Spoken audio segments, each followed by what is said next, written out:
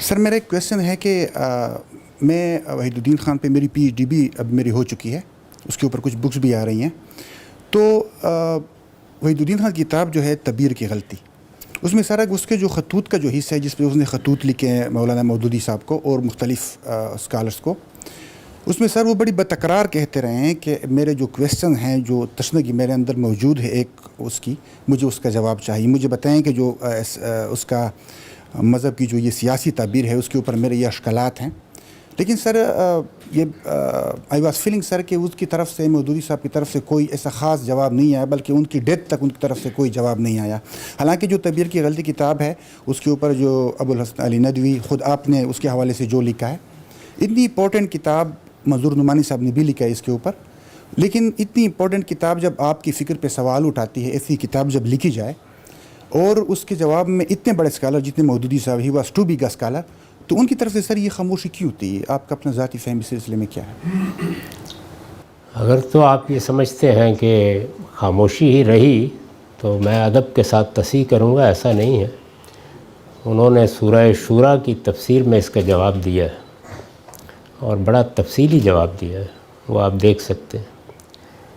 اس پہلو سے البتہ آپ کی بات صحیح ہے کہ انہوں نے اس موقع پر بھی یہ پسند نہیں فرمایا کہ وہ یہ کہیں کہ میں جواب دے رہا ہوں، اور اس سے پہلے بھی انہوں نے اس سے گریز کیا.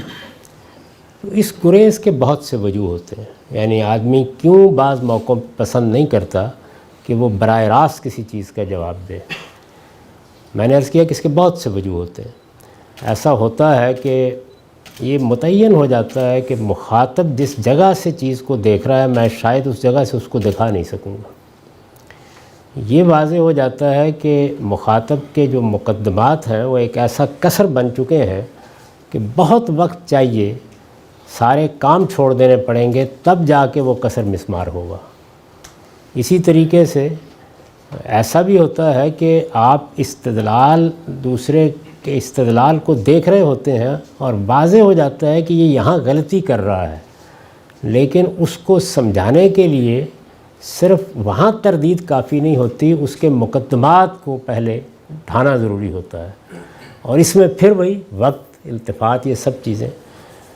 تو میرا خیال یہ ہے کہ اس طرح کے بہت سے اسباب ہمیشہ ملحوظ رکھنے چاہیے کہ کسی صاحب علم نے کیوں فلاں بات کو براہ راست موضوع نہیں بنایا. ایک ہی وجہ نہیں ہوتی کہ اس کے پاس جواب نہیں ہے، یہ بہت سے وجوہ ہوتے ہیں، اور یہ ہر شخص کے بارے میں ملحوظ رکھنے چاہیے.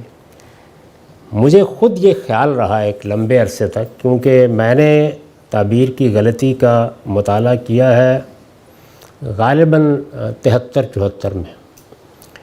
تو مجھے خود ایک زمانے تک یہ خیال رہا کہ مولانا سید ابو اللہ صاحب مودودی نے اس کا جواب کیوں نہیں دیا.